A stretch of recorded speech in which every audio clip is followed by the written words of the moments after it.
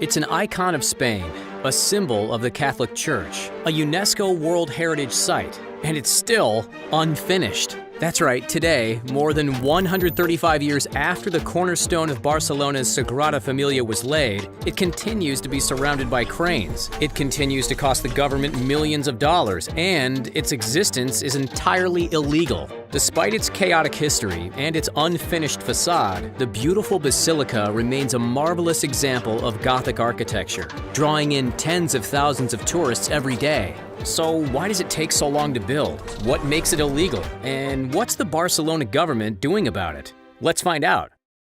But first, let's take a moment to appreciate its true beauty. Be honest, have you ever seen a church, or for that matter, any building quite like it? We certainly haven't. The layout of the world-famous Basilica de la Sagrada Familia features 18 towering columns, each more impressive than the last. Each as well holds a special religious significance. As we look at the architectural marvel from above, the central tower, this one, is dedicated, of course, to Jesus Christ, while the neighboring four represent the Gospels: Matthew, Mark, Luke, and John. See the tower above the apse?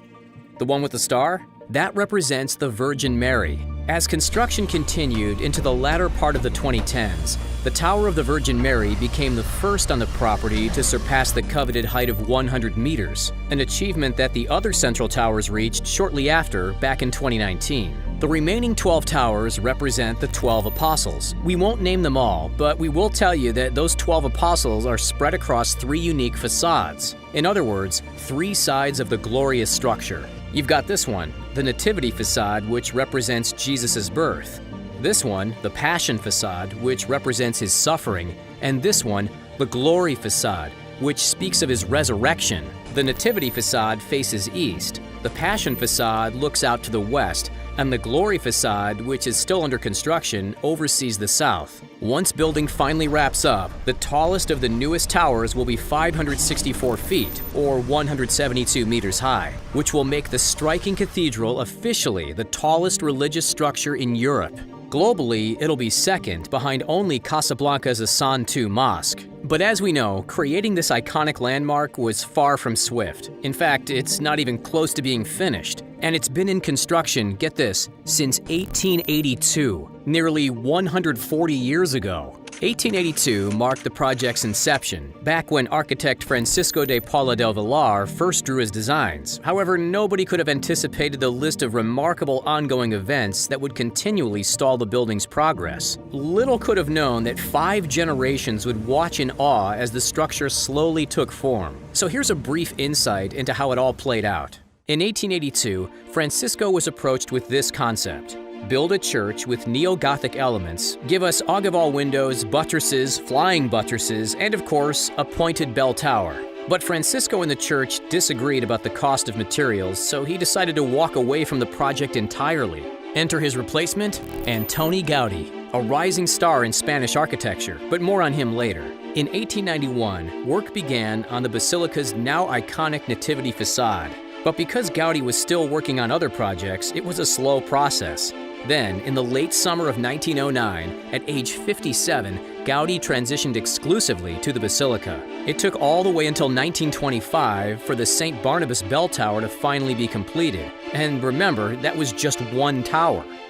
Now about that architect, Antoni Gaudí, a man whose name has gone down in the history books. As Spanish civilization crossed from the 19th to 20th century, Gaudí was fast in climbing the ranks and becoming one of Europe's most respected and sought-after architects. After taking the reins from Francisco de Paula del Villar, Gaudí envisioned a new concept, and a daring, extremely ambitious one at that. He envisioned the soaring visual narrative of Jesus' life. But already into his own latter stages of life, Gaudí was well aware that he almost certainly wouldn't be around to witness the basilica's eventual completion. Despite not being the intended architect, he was clearly the right man for the job. Just take a look at this Gothic design portfolio and you'll see why. He was the brains behind Teresian College Episcopal Palace, and a little later, the now iconic Park Güell. Believe it or not, he also dabbled in bridge work. Check out this unique piece, the bridge over the Torrent de Pomaré. Even in his university days, Gaudí's work drew attention. The cemetery gate, the quayside building, and the fountain in Plaza Catalunya were each outstanding designs in their own right. Yet, of course, there's one major question that must be answered. Why did Gaudi's greatest work, the Sagrada Familia, take so long to build? There are a number of reasons, actually. As we drift back to 1909, just as Gaudi had turned his full-time attention to the basilica, the city of Barcelona descended into chaos. Military clashed with striking workers, and violence erupted. More than 50 religious buildings were torched, yet thankfully, Sagrada Familia was spared. Today, we know the violent time as the Semana Trágica. This, of course, slowed down progress in the early 1900s. But in June of 1926, not long after the first tower was complete, more tragedy struck. Sadly and unexpectedly, Gaudi passed away.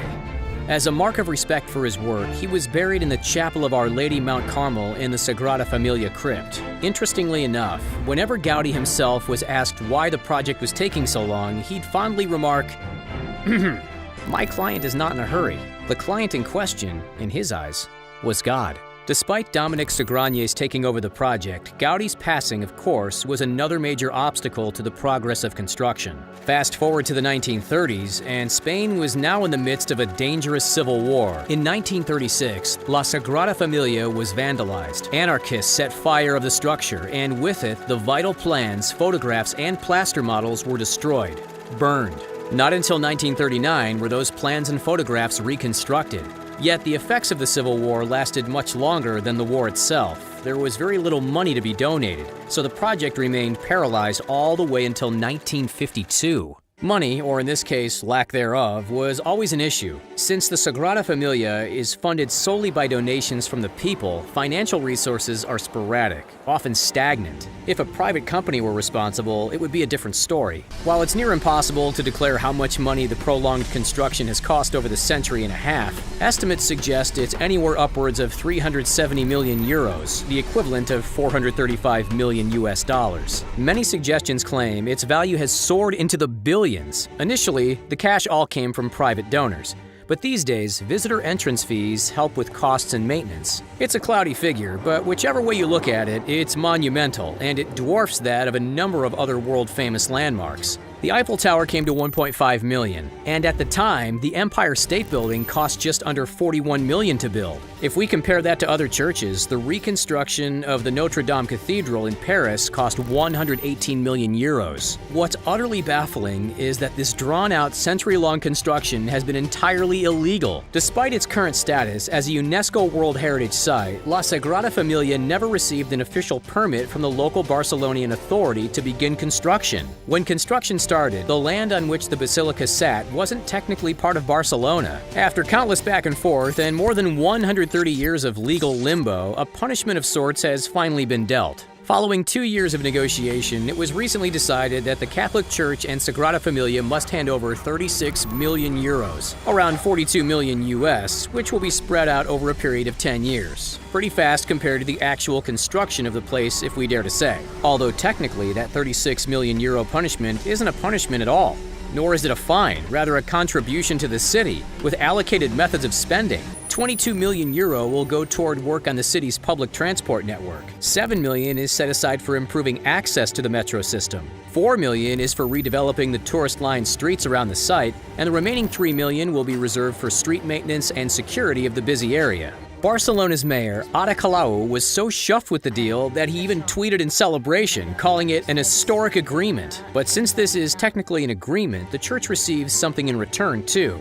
In exchange for the money, the local authorities will formalize and regularize the landmark's construction, and they'll also be setting up a commission dedicated to finding solutions to finishing the decades-long project in a timely manner. If we've learned anything, it's to take any finishing date with a grain of salt. However, the church is expected to be finished in 2026, the centennial anniversary of its architect's passing. Regardless of its level of completion, the Catalonian icon will draw in hordes of tourists. That's a given. Paris has the Eiffel Tower, Giza has the pyramids, New York has the Statue of Liberty, and Barcelona has Sagrada Familia. Even while surrounded by cranes, the icon has welcomed over 10,000 daily visitors, making it easily the most visited tourist attraction in the city, with well over 3 million snappy, happy tourists wandering through its mesmerizing interior every year. You can too, for just 20 euros.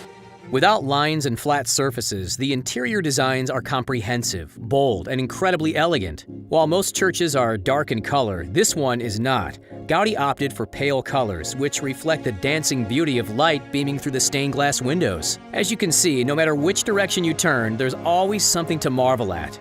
Amazing, right? On the inside, it's spectacular. On the outside, it's unfinished, yet still spectacular. But how does it compare to some of the most unique and famous religious buildings around the globe? Here's the Hallgrímur Church in Reykjavik, the sprawling Milan Cathedral, St. Basil's Cathedral in Moscow, and for something a little different, the Cathedral of Brasilia. Which church do you think is most impressive? Let us know in the comments down below. Don't forget to like this video, subscribe to The Richest, and have a great day. Catch you next time.